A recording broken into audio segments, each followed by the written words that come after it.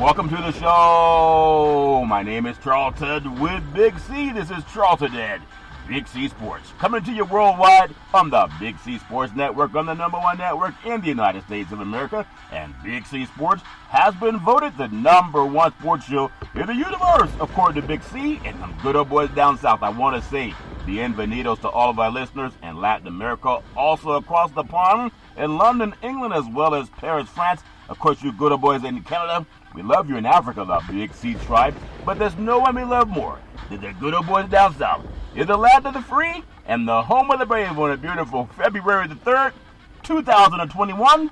Founder Deportes, bonjour, Big C. How's it going for you good old boys down south? Well, things are just rolling along down here in the South, Charleston. Today is National Collegiate Signing Day for all the high school football stars.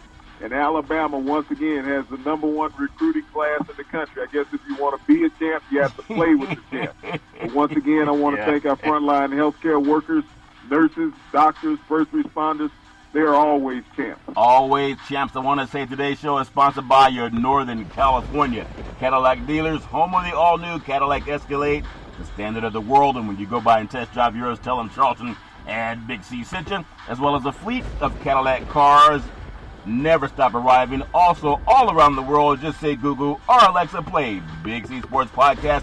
You will hear from our sponsors. You will hear welcome to the show. I will introduce Big C as the Mystic, and he'll do his thing from 3,000 miles away. And I really do appreciate the way things are growing with Big C Sports. You can follow Big C Sports on Spotify. You can follow Big C Sports on Xfinity, Comcast TV, Apple TV, Roku TV, Amazon Fire TV, and a lot of smart TVs all over the universe.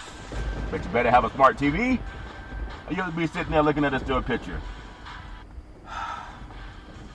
Man, pausing is very, very good, Big C. It's kind of cleansing. But I will never pause on our Veterans Crisis Hotline. They really are experienced helping veterans and their loved ones get help. Big C, why should everybody care?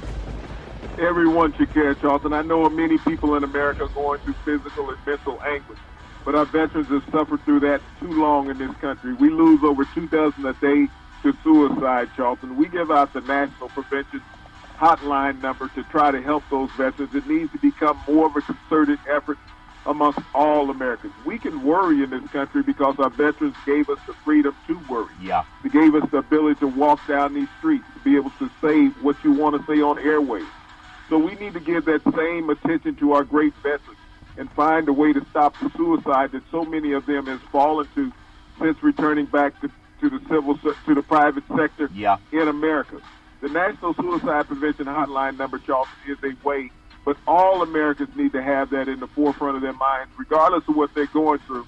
Think about our great veterans who've gone through even more. We're free because of their service. 800-273-8255. That's 800-273-8255. Or you can text 838-255. That's 838-255. If you're online, simply go to veteranscrisisline.net. That's veteranscrisisline.net, and you can definitely get some help for our veterans. Also, very happy to be affiliated with Valley Homes Weekly TV, On Dish TV, Direct TV, AT&T Uverse, TV 53, home of the San Francisco Giants, and the Say Hey Kid, as well as the Home Run King Barry Bonds. When you reach out to them, just tell them Big C sent you. Our goal is simple: recruit 10,000 real estate agents and brokers all over this great country, putting people back to work just like McDonald's does it. Car dealerships do it, sports teams do it. Watch TV and real estate work for you. 800-772-8624. That's 800-772-8624. If you're looking for opportunities in real estate, go to BigCSports.pacwm.com. That's BigCSports.pacwm.com. Most of our loans are underwritten by Quicken Loans on the wholesale side. Also, I want to say thank you to Xfinity, Comcast TV, and Comcast Spotlight for presenting Big C Sports to the universe. Just like God said, let there be light. Open your cell phones and just say it. Play Big C Sports Podcast.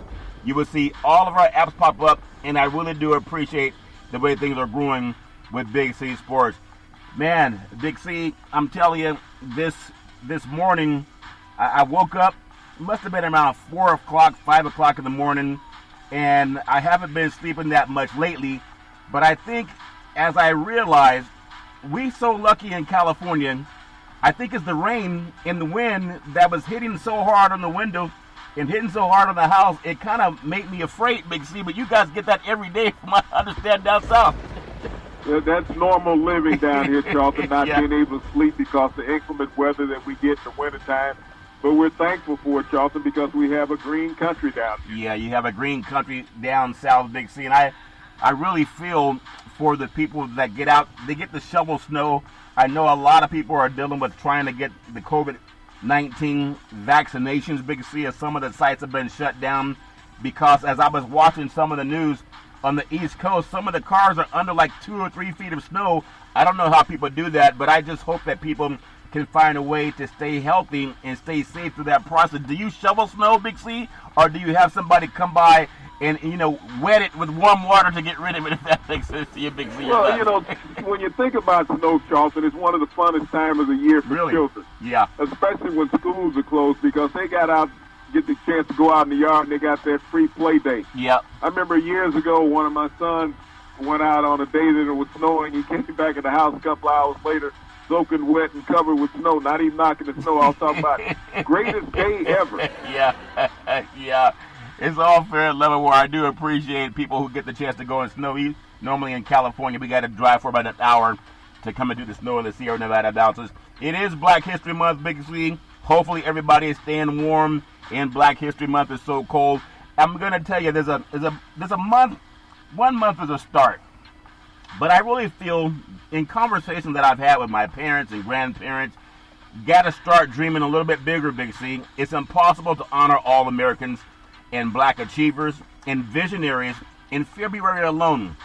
But before I bring up some things that I want to talk about that happen in the world of sports, I really do appreciate when you talked about the snow that happens down south and on the East Coast. A lot of African Americans migrated from the East Coast and from the South coming out to the West. My family came out from the South, went to Chicago and then California and various cities. But I know there's a lot of times where people of color, imagine how challenging it is now for people, Big C. Imagine those earlier Black pioneers. They didn't have the rights that mainstream had. They couldn't go to any restroom, use any drinking fountain they wanted. They couldn't stay in any hotel they saw as they were traveling, trying to find a better location for their families. What does that mean to you when we have it kind of easy now compared to what they went through going back in the day when they migrated, Big C? Your thoughts? Charlton, I think the perseverance of our previous generation of Black people in America, Charlton, has taught us that the fortitude that we have gained to try to achieve, to persevere even more. We understand the plights that have always been in front of Black people in America, that you're always going to be met with obstruction, Charlton, regardless of whether it's about voting, whether it's about equal opportunity, whether it's about advancement, Charlton. And I think the struggles that our forefathers gone through in years before us, Charlton, has taught us that. We've learned how to survive with little. We've learned how to get through suffering. It's white people who are scared of that. Yeah, and I think about even us giving out the hotline. I hear almost every sports show. I listen to sports and news, but they're all giving out some type of hotline. We've been doing it for 2 years now, but they're talking about mental health for a lot of people. And I just realized my parents and grandparents, they had so much strength and so much faith that they never complained about how challenging things were. They told us that things would be challenging, but they always talked about overcoming and never letting anybody make you feel better than you and that you're any better than them, that people are people, and if you want something, just get up, rise and shine, and make it happen. So I really wanted to say that for Black History Month. In the world of sports, Big C, when you think about rising and shining, in 1908, after winning the 4x400 meter relay, it was the great John Taylor. He became the first African American to win gold in the Olympics. It was 1948, Alice Coachman, and she became the first Black woman in the world to win an Olympic gold medal while competing in the high jump, and she did that in London, England. Big C, your thoughts? Well, as you think about the advancements of African Americans, Charlton, in America, to be able to go on the world's biggest stage and win an Olympic gold medal in 1908, we're talking about 40 years after slavery, Charlton, that a Black man was representing America being the best athlete in the world in his sport. Yeah. That's something that you can't just throw away, Charlton. And those are the things that the history books, rob us of, Charlton, because they don't resonate on that, and they don't talk about the accomplishments of the black athletes. And to have the first female athlete to win a gold medal in 1948, Charlton, 70 years after slavery, and to be the top of the world, to show everybody she could jump above everybody. She took black women in America to new heights.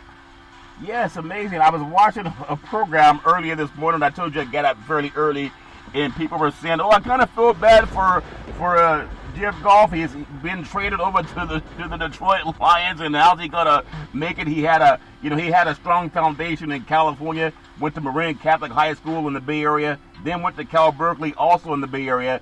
Drafted in the first round by the LA Rams. They made him ultimately the highest paid player that ever played for that franchise. When you think of names like Deacon Jones, you think about names like Eric Dickerson, Big C.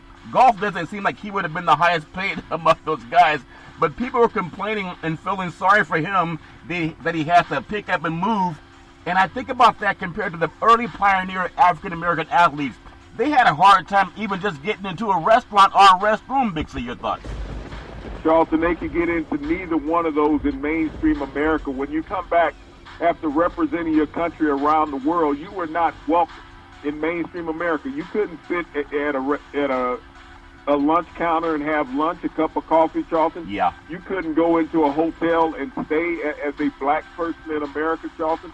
So they were treated with Jim Crow and discrimination when they came back after representing America, showing that they were the world's best. Yeah, I really think about that, and people are saying, you think it's fair for Sam Darnold if he's not wanted in New York, if they bring in another quarterback? What's Sam Darnold going to do? He was a first-round draft pick that mainstream media loves, and I wish everybody well.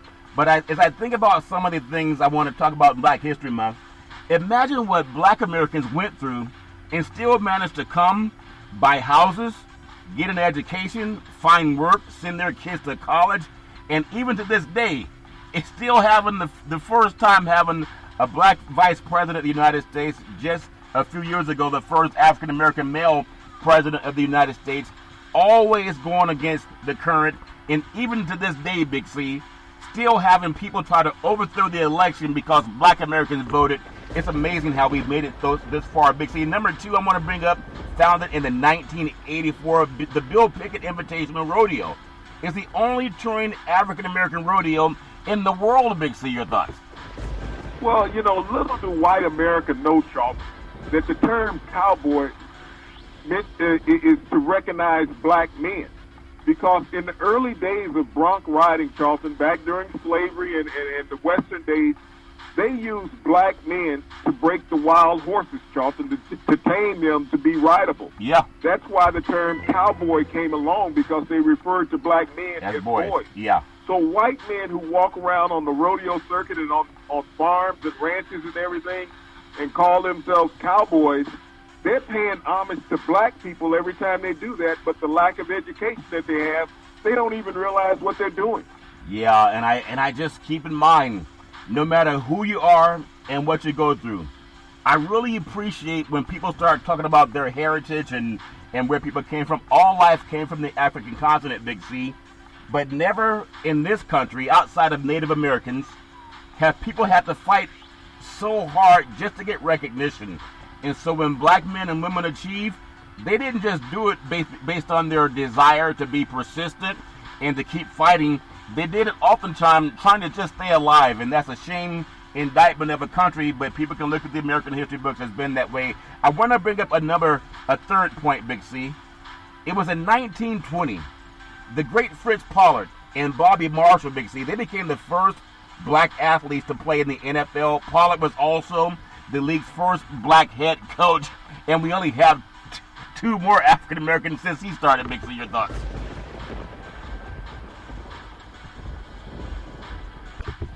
All right, Bixie, having a little bit of phone problems is all fair and love and more, but at the same time, when you think about him being the first black coach, it hasn't really changed much since him, Bixie. Your thoughts? No, it really hasn't, Charlton. I mean, we had the first black coach back in the 1920s, and we still only have three black coaches in the NFL today. Yeah, and it's amazing. And I really think about it. I heard Eric Bieniemy on a conversation, and people kept asking him. And again, everybody's trying to do better. But I just believe that, and you do better by having the conversations. Black men have had them ever since we started talking, and oftentimes our Caucasian brethren, the ones that don't feel as political, then they'll start saying, you know what, things aren't right. But when I heard Eric Bieniemy say, my mama told me to get up and chop wood and keep focusing on the job you're doing. Just taking any job is not necessarily a good thing, because they will fire your butt if you don't win a Super Bowl in the first 2 or 3 years if you're black, and that may be the only time you ever get a coaching job. Right now, for the last 2 years, he's been preparing for the Super Bowl, and for the last 3 years, he's helped Kansas City call enough great plays on offense to be the AFC Championship game. So it's about doing what you're doing and staying focused. Big C, your thoughts? Well, I mean, he's won more games as an assistant head coach, Charlton, than anybody in the NFL over the last 3 years, being the offensive coordinator of the Kansas City Chiefs. I mean, so, people can turn him down for his job opportunity, but everyone knows the success that he's created. Yeah, and it's interesting. When we talk about Fritz Pollard in 1920, Big C, that's just 101 years ago. And for Fritz Pollard and Bobby Marshall to become the first black athletes to play in the NFL, and Pollard was also the league's first black coach, it's amazing how things really haven't changed. The only thing that's really changed is we can have the dialogue now without, well, I can't say without getting death threats, because people get that too, but at least we can have the dialogue without looking over our shoulders as much as those men did back in the 20s. Big, for your thoughts. Well, I mean, you're always going to look over your shoulders. Dialogue, I mean, they always say the time is not right for the conversation. Right. Maybe a little later. I mean, we've heard that for hundreds of years in America, Charlton. Yep. When you see with your own eyes what's actually and blatantly being done to people of color in this country, there's no excuse. Yeah, no excuse. But just like the black pioneers that came from the South and from the East, and they migrated to the North, and also especially out West, Big C, they just had a mindset that they were going to do it. Even though it wasn't easy, they did it. And that's what I love about the mindset of African Americans. They didn't have those suicide hotlines to call and talk about the depression and how someone threatened to kill their family just because they wanted a job. But people have continued to rise, and I'm really proud of that. There's another story. In 1996, talking about being great and having the first time, it was WNBA player Cheryl Swoops, Big C. She became the first player to sign with the WNBA, and the league debuted a year later. For a black woman, 1996, first WNBA contract, 2021, first African-American vice president. Big C, your thoughts? Well, when you think about Cheryl Swoops signing with the WNBA, she was one of the greatest female basketball players in college basketball history, Charlton. Yeah. And also, she's the inaugural player being drafted by the first women's professional league in America, and went on to become one of the perennial stars of the league, winning multiple titles and MVP. Yep. And when you think about the women that have come in through the migration, and oftentimes people only hear about black men that faces the biggest discrimination. Even in a conversation I had with an executive that works with athletes in the entertainment industry, it's happened a couple of times. I've heard it most of my life. I think you've heard it too. To be said to my face, wearing a nice suit and tie, being cordial. Well, you're a little bit intimidating. Like, how am I intimidating? Did I say something wrong?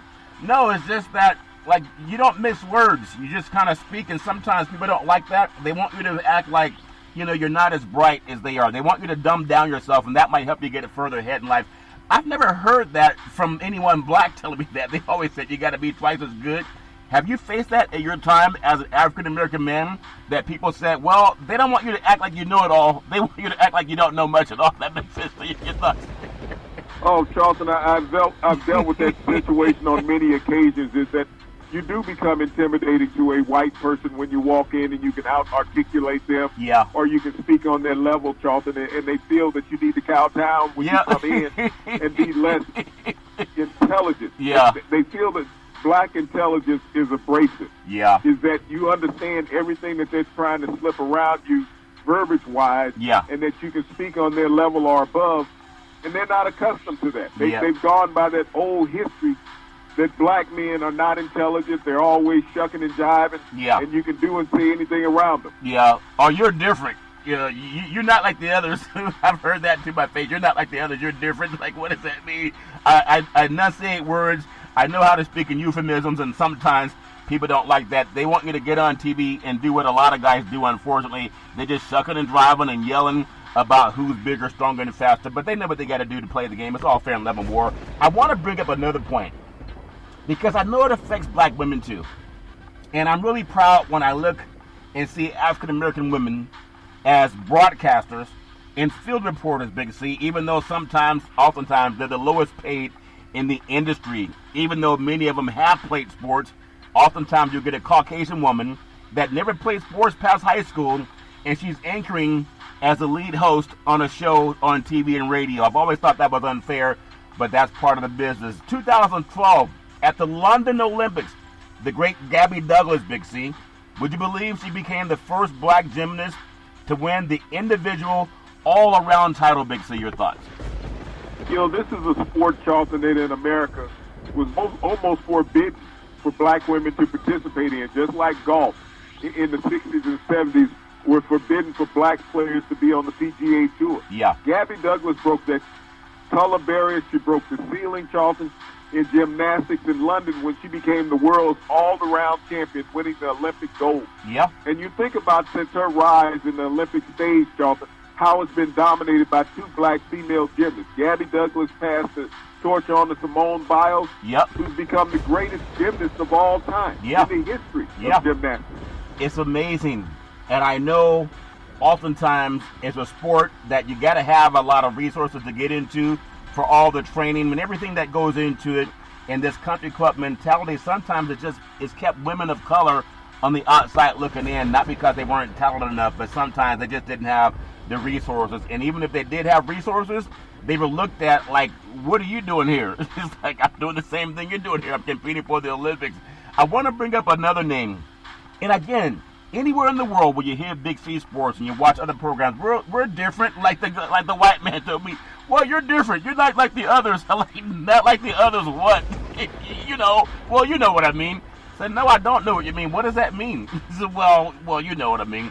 Moses Fleetwood Walker was the first African-American to play pro baseball 6 decades before Jackie Robinson, Big C. He was born when slavery was still a fixture in American society and played shortly after that, Big C. He was the first baseball team. It was Oberlin College in Ohio, and he posed for a portrait in 1881, Big C. His name was Moses Fleetwood Walker, and it's amazing that what he had to do, he played for a team in Toledo, Ohio in 1884, and oftentimes people think about baseball, and we're coming up on baseball season, and all they really think about is the late Jackie Robinson, Big C. But Moses Fleetwood was doing this thing decades before him, Big C. Your thoughts? Well, Charlton, there's been a tremendous number of black athletes who've been ostracized in society and left out of the history books for their accomplishments. When you think about Moses Fleetwood, here's a black man with a college education, Charlton. So he wasn't one of those people who was unintelligent, as they say they could take advantage of. Yeah. But given an opportunity, he crossed that color line. Yeah, he crossed it and hit a home run with it. And when you think about that, again, opening the show today, paying homage to my parents and grandparents, because they did such a great job raising me and my brothers and sisters that we never felt like we couldn't do anything. We felt like we had it all. We had nice property to play on, a lot of wood to cut, farm to grow on, had livestock, etc. Had everything we needed. And sometimes I realized they didn't spend a lot of time telling us how we could not do something. But I think about when people honor baseball Hall of Fame game, or they'll have the baseball Jackie Robinson Day, it really is anathema to the history of African Americans in baseball. This gentleman, he was born in Mount Pleasant, Ohio, raised in Steubenville near Ohio-West Virginia border, and he played catcher during the 1884 season for the Toledo Blue Stockings, Big C, of the American Association, which competed with the National League. Although Jackie Robinson is widely known and recognized as the first African American to play Major League Baseball, Walker is acknowledged by the historians at the National Baseball Hall of Fame to actually be the first 6 decades before Robinson suited up for the Brooklyn Dodgers, April 15, 1947. Do you imagine what it would mean to young black kids and white kids to know that a black man got his chance back in 1880s, Big C? Your thoughts? Well, Charlton, one of the reasons why black history was so opposed is because you didn't want black people at that era feeling that they could accomplish things. These were the reasons why white people kept black people down. Is because their exploits were never printed, Charlton. Yeah. So you could not read about opportunity that black people had. Yep. So if you oppress somebody's thoughts, Charlton, you can oppress their ability to achieve. Yeah. Carter G. Woodson talked about the miseducation of the Negro. And for every black person, every black American, when you hear people arguing about, oh, I can't believe the Rooney Rule. The Rooney Rule's not fair. The Rooney Rule's not giving us an opportunity. You got to go back to 1619. There's never been fairness and equality in this country. But people who are prescient enough, they knew that too. They just didn't let it stop them. They kept fighting for it. And decent white Americans also opened those doors. Not everybody tried to hold the door closed.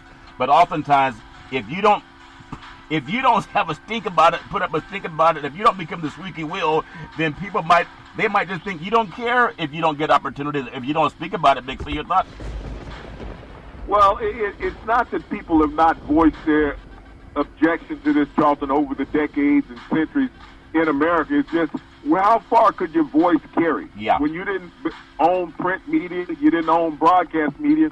Well, when you think about a media today, Charlton, and they want to let people know that, you know, Jackie Robinson is the player who crossed the color barrier in baseball, and yet he wasn't.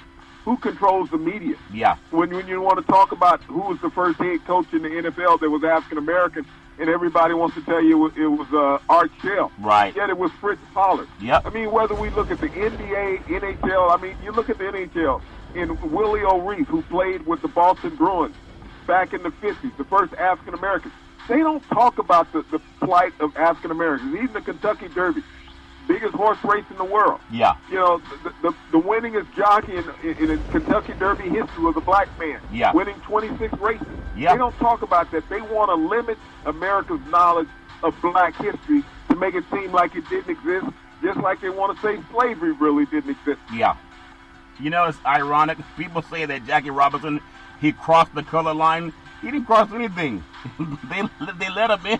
They act like he went into a grocery store. He crossed the grocery store when the door opened. He went inside the grocery store and bought some groceries. No, he was not allowed to get in. And to me, that's well, so the reason important. why Jackie Robinson was brought into the major leagues, Charlton, it was to help disband the Negro League. Yeah. Because that revenue that was being paid in those all-black ballparks, Charlton, white owners saw an opportunity for revenue generation. They said, if we bring over a few black players, then we can fill those empty bleachers with black people, allowing them to come into our park and pay that money to see our game instead of them giving it to black enterprise. Yeah, and so people, man, I love what we do on the show, Big C. Sometimes in just doing research on things, I learned things that happened way, way, way before I was born, and realizing that what we see now with that Rooney Rule garbage, it's been there for so many centuries, actually, Big C. It's always been climbing the mountain just to get the same opportunities. And a lot of people act like, well, I worked hard. That's how I got what I got. No, they didn't work hard. They just have a system that benefits white skin privilege. And because Big C Sports came along, more and more people are talking about that and getting our good, decent white brethren to share in that dialogue. That's how create change. We're going to take what's called the Big C Pause, also known as the Big C Timeout. And when we come back, we're going to talk more about the world of sports and how so many things in Black History Month has been shaped by those who were told no. Like, no, you can't have it. It's not for you. But we push through anyway. In the words of the great Arnold Schwarzenegger, we'll be back.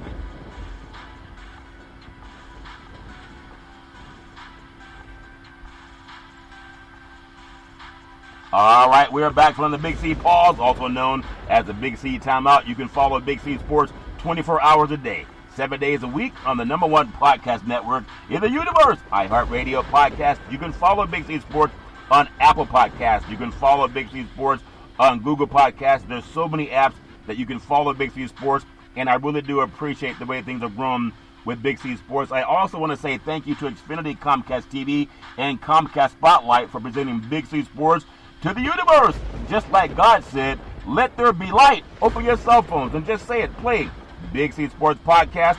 You will see all of our apps pop up, and I really do appreciate the way things have grown with Big C Sports. You know, again, for everyone that's concerned about who's going to sign where and what athlete's going to get offered millions of dollars to move from one team to another team to make another $100 million contract, it's all fair and level war. Think about where Black Americans came from, having to swim against the current, and I do mean that, if that makes sense to you.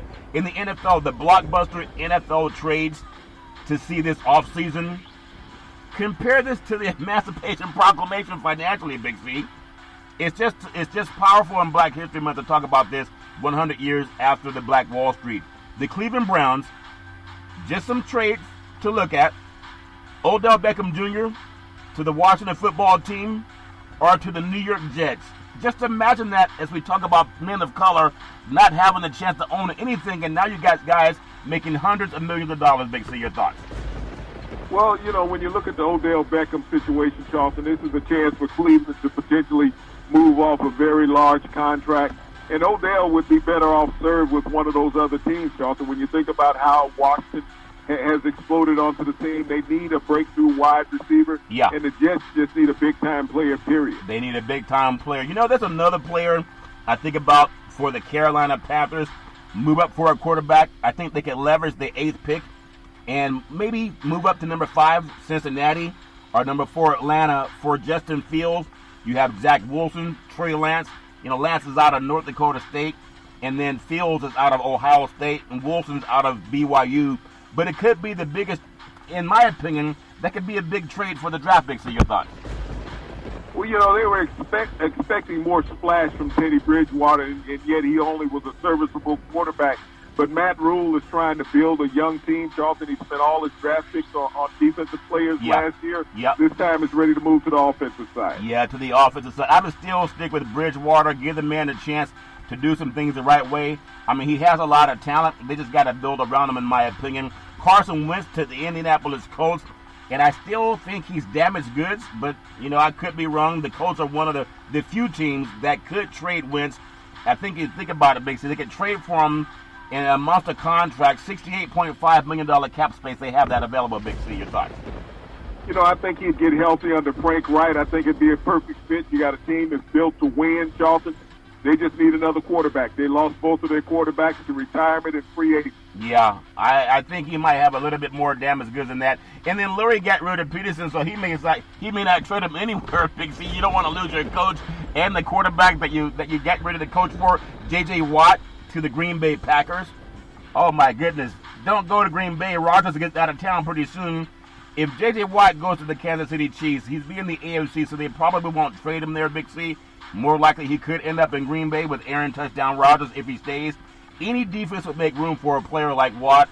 A move to keep pace with the NFL's arms race by acquiring, in my opinion, one of the league's best defenders. In a fun blockbuster trade. Big C, I know he's had some injuries, but what he could bring to any defense is a lot of history on how to get to the quarterback. Big C, your thoughts? You know, I think if they were to make the trade with the Kansas City Chiefs, swap him for Frank Clark, I mean, it would benefit both teams.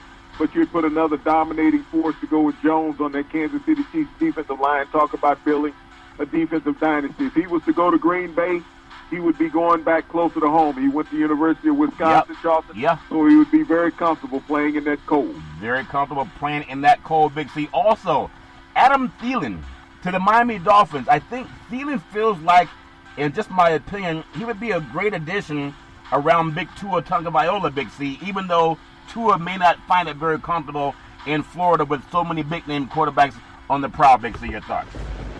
Well, Adam Thielen may be on the move out of Minnesota. They got rid of Stefon Diggs last year because he criticized your cousin, the quarterback there. And Adam Thielen did some of those similar things this season, but that huge contract that he has, and the Vikings did not make in the playoffs, they might be looking to move beyond him. Yeah, you don't criticize somebody's cousin if that makes sense to you. You like that? You like that? They said, no, we don't like that. And they sent him out to Buffalo because they didn't like that. But Buffalo liked it. It's all fair and level war. And then think about going back to the African Americans that were first, whether it's in baseball or basketball or football, Big C, and how people had a hard time just finding the place to lay their head. Imagine that. As much as you travel, could you imagine trying to check into a hotel and they say, you got to go to the colored suite? And you know what I mean? People have to put up with that garbage. And now people are trying to sign their whole franchise behind that same skin pigmentation. Desean Watson, let me just pay homage to him. Touchdown, Desean Watson. To the San Francisco 49ers would make more sense, but I know they're sticking with Jimmy G. But the 49ers, if they think about it, they could trade and make a great trade package. Interesting with the 12th pick this year. Future first rounders. And Jimmy Garoppolo, he was drafted in New England by Director of Player Personnel Nick Caserio, Big C, and now the general manager with the Houston Texans. I think sometimes you go where people know your name, Big C. Your thoughts? Well, this could be an interesting scenario. I've always thought if Desean Watson seeks a trade, that he should ask to get out of the AFC and go to the NFC. There's a shorter road to the Super Bowl going through the NFC, Charlton, versus all those young quarterbacks in the AFC. And going to San Francisco, he'd be with Shanahan. They've always developed a solid running game. I think if they can surround him with enough weapons to help him out the rest of his career, he's only 25 years old. Yeah, I know. Sometimes it makes too much sense. But when I watch Desean Watson, he looks like Colin Kaepernick, similar in size, similar in arm power, but Cap ran faster. And he took the 49ers to the Super Bowl with a run-pass option. They got there last time with a great defense and a strong run game. But if they bring in Watson, they go back to the days where they're going to challenge for the NFC Championship. That's just my opinion, but I know he's not going to get that opportunity. Cap won't. But if they brought in touchdown Desean Watson, they would really make another splash, I think, right next to the Pacific Ocean, if that makes sense to you, Big C. Also, keep an eye on your friend, Jon Gruden. I know the Raiders took a big gamble when they gave him $100 million, and they decided to take an even bigger gamble by moving into Las Vegas, Big C. But could you imagine if the Las Vegas Raiders brought in Desean Watson in the sweepstakes deal? Gruden still has 6 years left on his $100 million contract. He's in control of that franchise, even though he said if he did not make the playoffs in his third season, he would quit. So you know he's not a man of his words. He's not going to quit, Big C. But could you imagine Watson in silver and black, Big C? Your thoughts? You know, that's the one division I wouldn't want to go to if I'm Desean Watson. I know that, Jon Gruden runs the organization. His general manager, Mike Mayotte, is just a puppet out there. He put him into place. But you got to face Justin Herbert twice a year. You got to face Patrick Mahomes twice a year. So there's a potential right there, Charlton, that you can lose 3 games right off the bat. Yeah. In your division. Yeah. So I think, like I said, the NFC to me is the best option. If he's going to stay in the AFC, the New York Jets would be his best option in the AFC. Yeah. Let me get your thoughts then. What's up with Derek Carr? Derek Carr's a 4,000 yards quarterback. I think he's been consistent at times, but then he would also throw an interception. Just like, I'm not going to equip him at all to Brady. I'm not saying that at all, but he reminds me somewhat of Rich Gannon when Rich Gannon came out to play for the, at that time, Oakland Raiders. Gannon was maybe a little bit more mobile than Derek Carr, Big C, but they can both throw the deep ball downfield. But the Raiders also had a good defense. When they went to the Super Bowl last time, they had Tim Brown, a Hall of Famer, and Jerry Rice, a Hall of Famer. I don't think the Raiders have Hall of Famers on their offense now.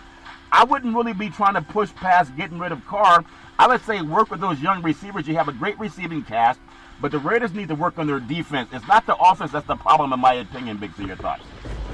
Well, can you remind me the last time the Raiders had a winning record and went to the playoffs with Derek Carr? Yeah, well, it's not all his fault. He puts up 4,000 yards passing. He throws a lot of touchdowns. He's consistent. He knows how to find his receivers. He can throw the deep ball. But at the same time, he never played defense. The last time the Raiders went to the playoffs, Jack Del Rio, Big C, they got rid of him and brought in Gruden. But at the same time, Carr was a quarterback for him, too. That didn't stop him. You sound like you're talking about the Detroit Lions and Jim Caldwell. I mean, Matthew Stafford is thrown for 5,000 yards. Yeah. He don't have any playoff wins either. Yeah, I still think Carr is a serviceable quarterback, and as far as moving away from him, but again, it's all fair and love and war. I still think he has a lot of arm left for the NFL. But sometimes people bet. They took a big bet with Jon Gruden, bringing him into the organization again. So answer this one question for me since you're out there on the West Coast. Yeah. Would you say that Jared Goff was a better productive quarterback than Derek Carr? I would say the Rams had a better defense than the Raiders, and stats prove that out. I would say as a passer, Derek Carr's a better passer than Jared Goff. Jared Goff has his own mistakes. I mean, he has his own challenges to work on. But definitely, Carr's a much better passer than Goff. But the Raiders have never had the kind of defense that the Rams have had. And I don't think that getting rid of Goff is going to make the Rams a better team. I think they got to work on what they're going to do and building a team around them. They got rid of Todd Gurley just last year, so they got to keep their running game intact. But I think they got to make a move for somebody. I don't think getting Stafford is going to help them become a better team, because that's just my opinion. He's never won a playoff game, and at least Goff won the division. He won an NFC Championship game and went to a Super Bowl big season. You don't have that when you get Stafford. But the question was, do you feel that Carr is a better quarterback than Goff? Yeah. I mean, if your memory eludes you, I mean, think about a couple of years ago when Goff put on one of the most electrifying co-offensive performances we've seen on a Monday night in NFL history when they played the Kansas City Chiefs. Have you ever seen Carr play at that level? Yeah, I have. Carr's a better quarterback than Goff. He's thrown more touchdown passes. He's been more consistent than Jared Goff, Big C. But tell me when you've ever seen a defense like what the Rams have playing at Oakland or in Las Vegas. You've never seen that. They traded their number one player in Max to Chicago. You don't see the Rams trading their best defensive lineman. They not get rid of Darnold, Big C. They brought in some defensive players. The Raiders have shipped defensive players out and tried to build the offense. But the Raiders have not lost because of their offense. They lost because they can't stop people, Big C. Your thoughts? Well, the year before Gruden came in, that defense was intact. And if memory serves me correct, they were not above a 500 team the year before John Gruden got there, Charlton, and Carr was the quarterback at that time. Well, they had the same type of defense that the Rams have now. No, that's not true. They got one of the better defensive players and sent them to Chicago. But I'll give you this to chew on. If you look at any quarterback that touchdown Patrick Mahomes has lost the game to in the last couple of years, it's only been Tom Brady and Derek Carr, because he didn't play when they played the Chargers last time. Two quarterbacks in the NFL in the last 2 years have out-dueled touchdown Patrick Mahomes. It's only been two, Big C. It's not Jared Goff. It's been Derek Carr, and it's been Tom Brady. Nobody else, Big C. Your thoughts? Well, if we go 3 years, it was Jared Goff who put up the most points ever against Patrick Mahomes. Yeah, but they lost that game as far as I recall. No, the Rams won that game down in the Coliseum. The Rams beat the Chiefs on a Monday night. That was the most points ever put up against Patrick Mahomes. Jared Goff threw 6 touchdowns in that game. Are you saying that Jared Goff's a better quarterback than Patrick Mahomes now? I'm just saying he outdueled him. When you sit there and said Patrick only lost to one quarterback in the last two quarterbacks in the last 2 years. Yeah, but you went back 3. I was letting you know he was outdueled by Jared Goff in the L.A. Coliseum on a Monday night game, and the most points ever scored against the Kansas City Chiefs since Patrick Mahomes has been there was done by Jared Goff. Well, you went back 3 years. I was going back 2 years. But it's all fair level war. I still say that Carr's a better quarterback than Goff. But at the same time, since you want to put bets on it, Big C, there's a bettor in New Jersey. He plays $3,000 on touchdown Patrick Mahomes.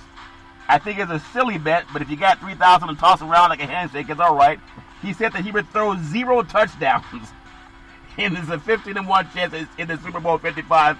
If he's right, the payout would be $48,000.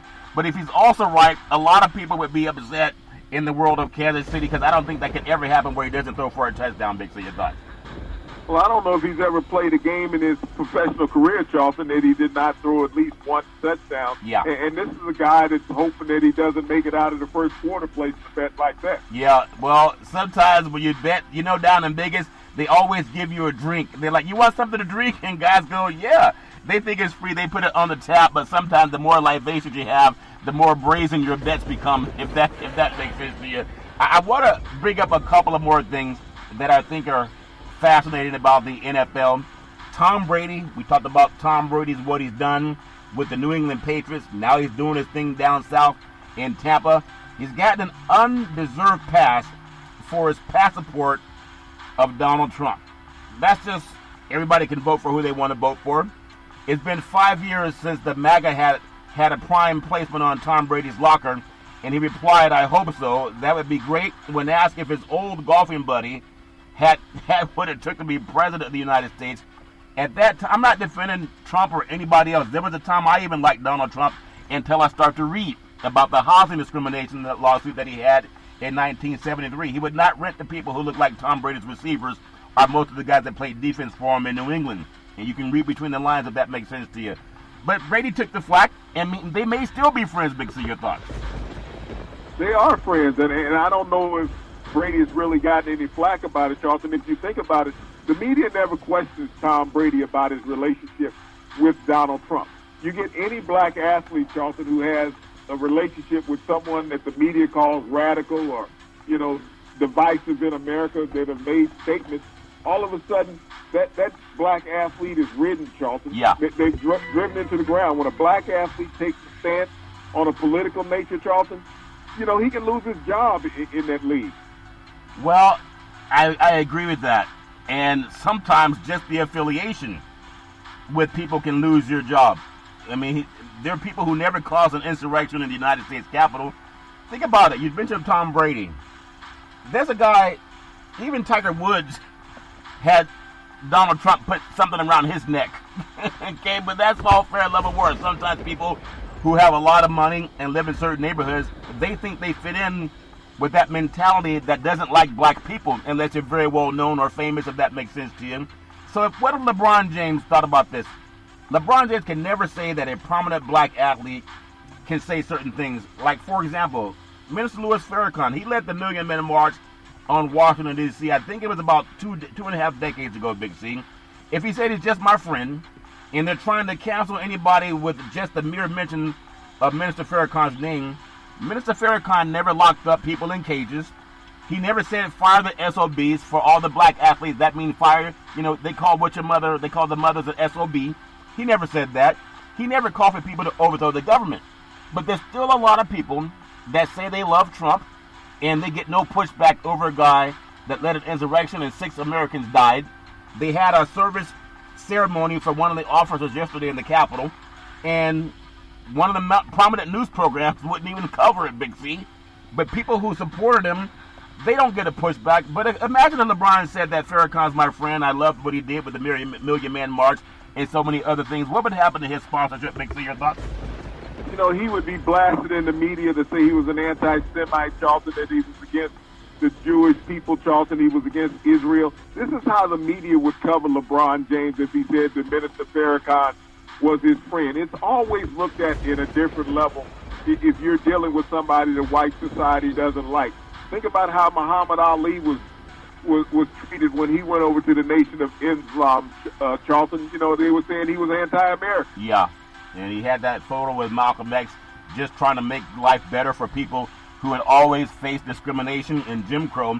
But yet again this week, Big C, less than a month after the deadly insurrection at the U.S. Capitol that was incited by Donald Trump and that white nationalist, that white supremacist group that the FBI says is the most threatening hate group in the United States of America, the biggest terrorist group.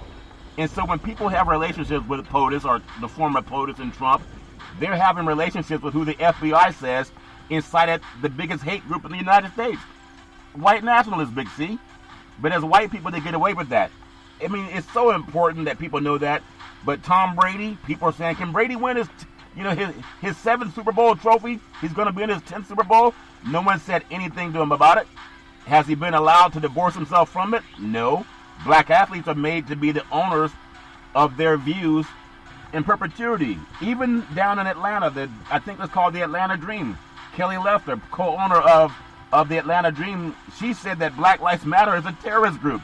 So she's saying her own basketball team's a terrorist. So she's paying for terrorists, in her opinion. Big C, your thoughts? Well, Charlton, she's being ousted out of the WNBA because she's being forced to sell the team.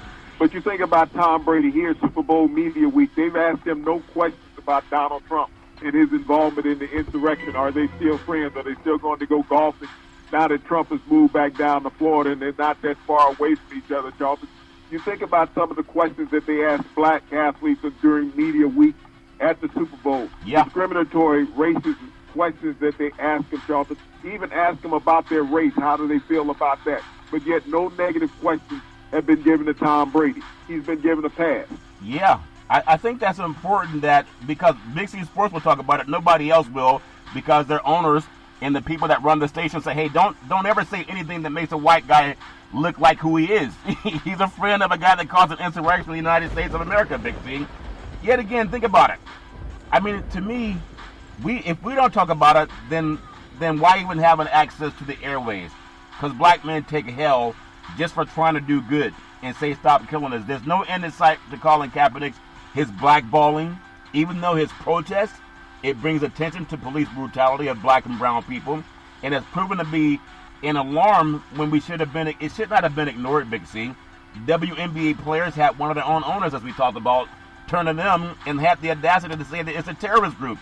And to amplify the stories of black and brown women and men killed by police, just asking for a solution and asking for help from mainstream. And everybody jumped on it by saying, oh, it's okay, we can say Black Lives Matter.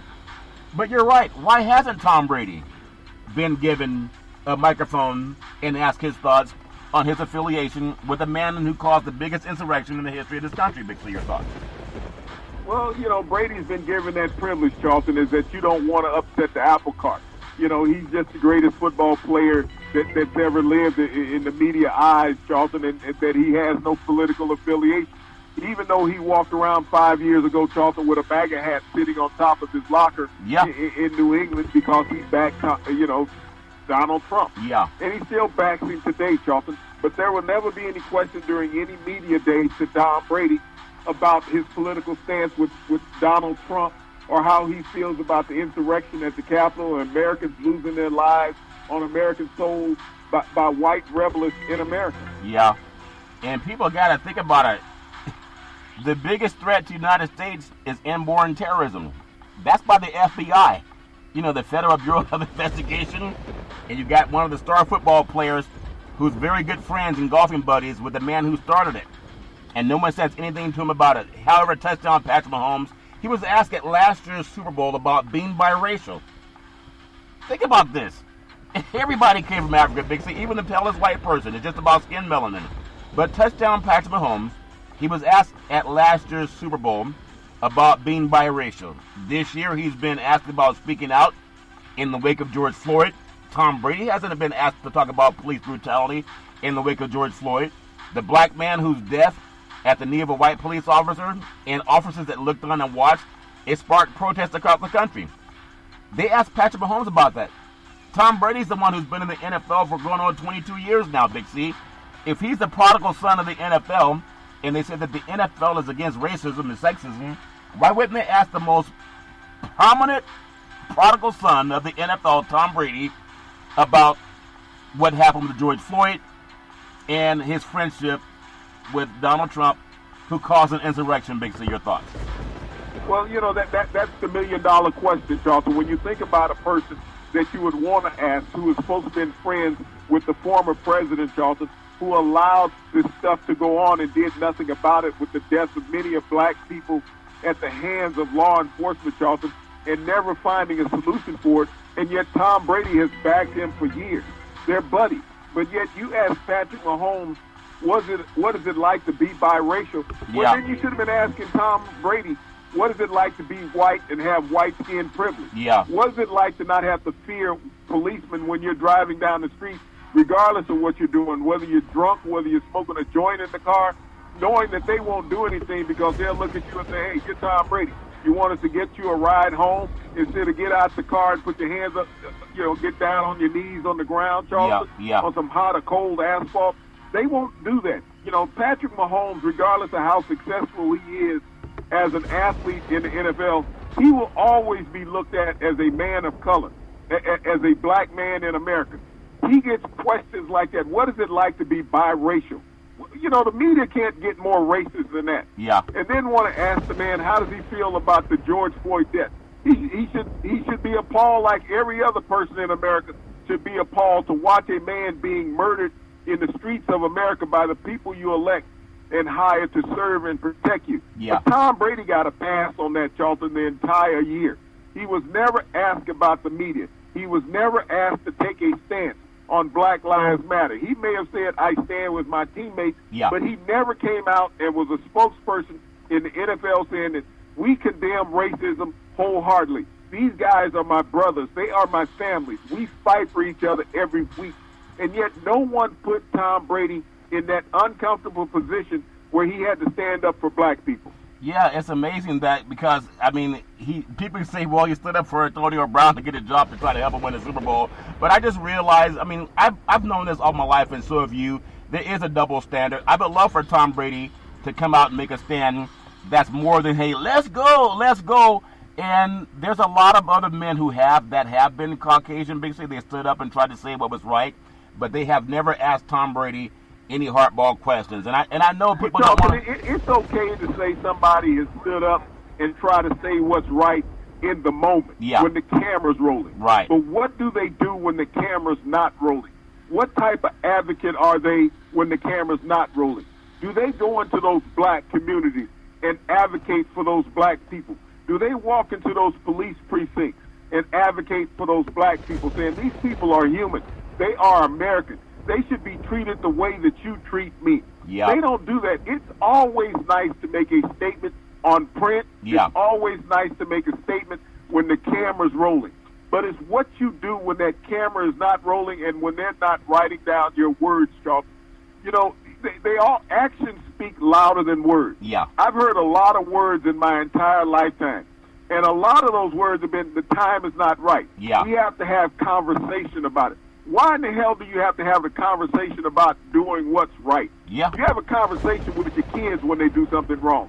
But when a grown man is being treated unfairly, that's not about conversation. That's about doing the right thing. And that's what America has known forever, doing the right thing, but they refuse to, because if you do the right thing as America, then all of a sudden you create equality. And that's the one damn thing America does not want, is equality. It's fought against it for a lot. And I know we opened our show talking about paying homage to black parents and grandparents, and oftentimes they face that same vitriol that the MAGA hat, make America great again, let's take our country back, you got to go back and take your country. Like, take your country back. Think about this, Charlton. You pay a lot of homage to your grandparents and your parents.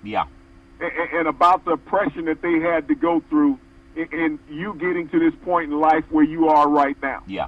Do you not feel that black people are still going through that same type of oppression? Things may have advanced. It looks a little different. But as black people, when you still have to go through the same oppression, that you think about the 15th Amendment was to give every American citizen the right to vote. You think about the voter oppression that has gone on since the 15th Amendment has passed, well over 100 years ago.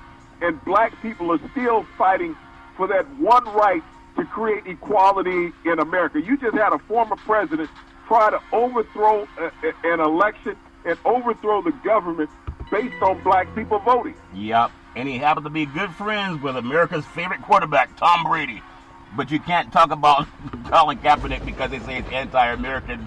It's just, I mean, people might think, maybe. But listen to this, Big C. Super Bowl 55. Would you believe the FBI is on the lookout for terrorism around the events relating to the game? They're saying no credible threats because they don't want to tell people, but they have extra security in Tampa, Florida for Super Bowl 55 because they're afraid of white nationalists, Big C. They're not trying to shoot them. They just want to tell them be nice. If they were black Americans, they wouldn't say be nice. People get shot for just having cell phones, Big C. But if you think about that, Brady will never be asked about why the FBI considers white nationalism and his friend Donald Trump as the biggest threat to American safety, Big C. Your thoughts? Well, that is the biggest threat to American safety, and has always been the biggest threat to American safety, Charlton, is white nationalism. When you think about the white terrorists that have been in America, Charlton, since the end of the Civil War, when white terrorists were formed, started as the Ku Klux Klan, but white terrorism has continuously spread in America since the end of the Civil War.